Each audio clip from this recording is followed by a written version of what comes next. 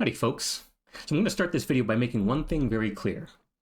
If any of you go into the comments and use the word glazing, or if you even think about using the word glazing, I'm going to find you, and I'm going to choke you. Okay, now that we got that out of the way, topic for today is BeroMan and his level of dominance over Battlegrounds. And I am using the word dominant here. I've done a couple of videos already about analyzing season end rankings over a period of time, and it's clear from that analysis that BeroMan does distinguish himself. But this video today is not going to be about the rankings. It's going to be looking at the ratings and seeing what that tells us. I'm going to go very briefly into the math behind how the MCOC BG's rating works, the formula works. And don't be put off by the math. I'm not really going to spend a lot of time on it, and it's not the point of the video. It's really just I'm going to provide the context for why and how, I guess, ratings can be used to come up with a measure, a direct measure, a quantifiable measure of someone's strength in Battlegrounds. So there's two parts to what I'm going to talk about. First is that once you're just talking about the ratings for two players, let's say A and B, you can take their ratings and plug them into these formulas.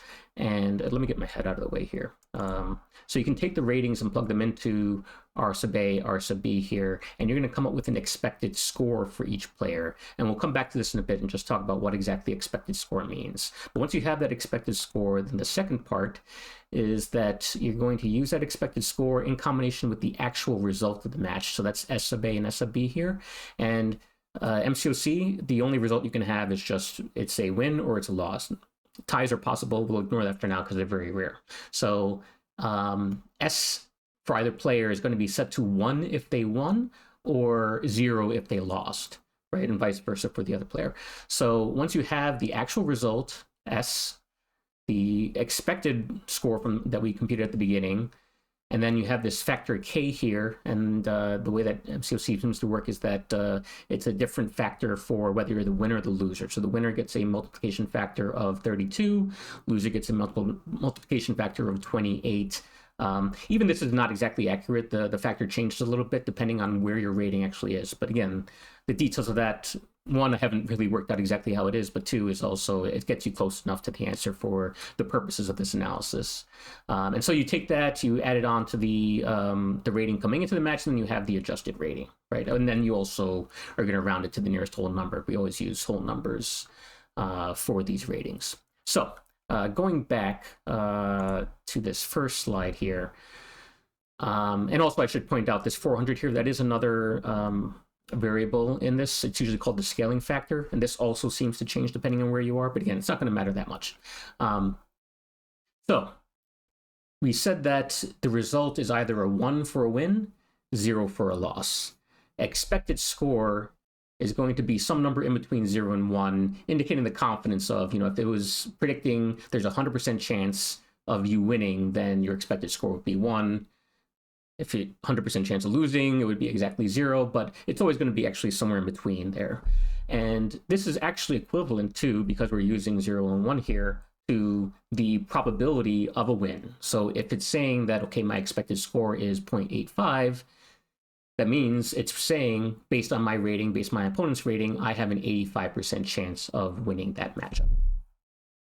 Okay, so armed with these calculations, with these formulas, we can go and say, well, how does everybody compare to everybody else in terms of win probability in at least season 28 of Battlegrounds? And so I have this matrix here, which shows, I used the median rating from each tier. So I said, well, how does every tier, the typical player from each tier compare to the typical player from every other tier? What would their win probability be if you're, let's say, and let's actually punch something in. So let's say you're a Mysterium 1 player, and I want to say, how do I fare against a Quantum 1 player, right? And so it's roughly a 65% win rate is what it predicts here. And let's say, what if you looked further down?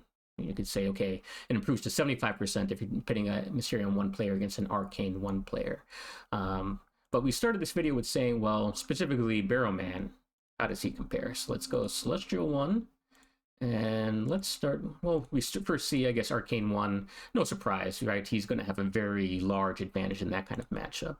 But let's go up to Celestial 4.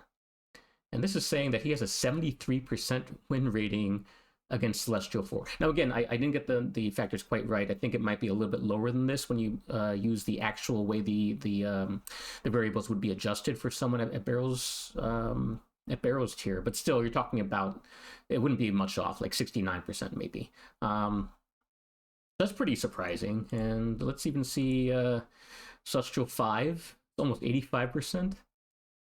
Celestial 6, and these are the top 250 players in the world. So you're saying that the average person in that bracket, which is actually not 250, it's between 100 and 250, so somewhere around 175, saying that he has almost an 90%, or at least, again, if I used the actual right numbers, maybe it'd be more like 85%. But still, that seems pretty surprising. Unbelievable. And no, literally, I don't believe you. Those win probabilities are very high. So I obviously I do think that Bero's a very strong player, but these were so high that I felt like I need to validate these just a little bit more. So what I did was I went into some of his recent streams and tried to see what his actual win rate was against some of these Celestial players. And while his win rate was indeed high, it wasn't within the ranges that were being predicted here. So I was trying to figure out why that might be. And the first thing that came to mind was, well, he probably plays a good bit better off-stream than on-stream. And I'm sure that is a big contributor because his season end ranking was noticeably higher than what his ranking typically was in his last couple of streams. But I think there's a bigger factor at play here, and it's kind of obvious in retrospect, but people are not just playing Battlegrounds over a long period of time and having a rating that just reflects their standard of play that they've established. Your rating resets every single season, and the season is 4 weeks long. And over the course of that 4-week season, you have a ranking that you're trying to achieve. And so you're really ultimately managing your rating in order to achieve a certain ranking. So it's not really just this independent measure of strength that I'd like it to be, or that I was going into this exercise thinking it might be. So for example, just to make this a little bit more concrete, so let's pull up the season end rankings, right? And so you can see for the C4 players, we've got 763, 3 people tied at 760, a whole bunch around, upper 750s, another, 2 or 3 people around 755. Basically, there's this very tight clustering between 750 and 763, right? Only 13 points difference between 14 people. Now, does that mean that these 14 people are extremely evenly matched? Probably not, right? What's actually going on is that, over the course of the season, people are not just, I guess, playing for the fun of it, but also looking at what everybody else is doing. They have an idea in mind of what ranking is possible for them. And okay, if everybody else seems to be, the highest person in C4 is around 710, I'm going to try and get my rating to be 710 plus a little bit, right? And so they'll play until they hit a hot streak and get into that range, and then they'll stop. And then, this process continues and it starts, bumping up, and you get to where we are, right? That people realize at some point with a few days to go, it's probably going to need 750-ish to get into top 20. And so everybody managed their play to get to that 750, and that's what they were content with. So if they weren't trying to manage a specific ranking, probably their ratings would be a little bit more divergent, right? And so because their ratings haven't really converged on the true value, you can't really say, well, that's the separation that naturally exists between BeroMan and these people. It might be indicative, but it's really, I can't say that for certain. The somewhat unsatisfying conclusion I have to make here is that I can't really use the ratings to do anything concrete as far as analysis of player strength. The closest I can come, I'm falling back to what I've done a couple of times now, is instead of using the ratings, use the rankings, right? So over the course of, in this version, it's the last 8 seasons, take out the best, the worst result, average the rest, and that gives you an ordering of the top players in Battlegrounds, and also some indication of what the separation might be between them,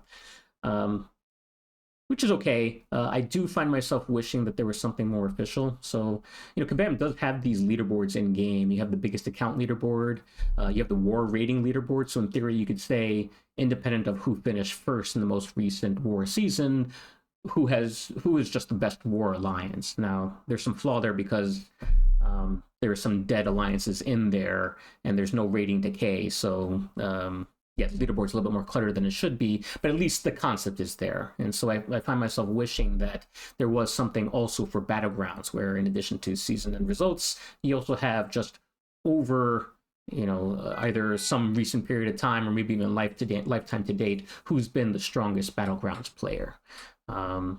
Many of you probably saw that Kabam maybe 4 to 6 weeks ago. They sent out in the in-game mail some surveys that indicated that they're at least considering strongly trying to create an esports scene for MCOC in general, but I think in particular in Battlegrounds, which is something that I'd love to see. But I think this concept of a more persistent leaderboard than just the, from season to season, I think that's something that's missing, and I'd like to see Kabam add that. So let me know what you think. Do you agree with me, or you think, okay, this is a little bit, too esoteric, too nerdy, and what's there as far as just the season and rankings, that's fine. Yeah. Otherwise, just usual, I guess, video ending spiel, right? Share this with your alliance mates, with your friends.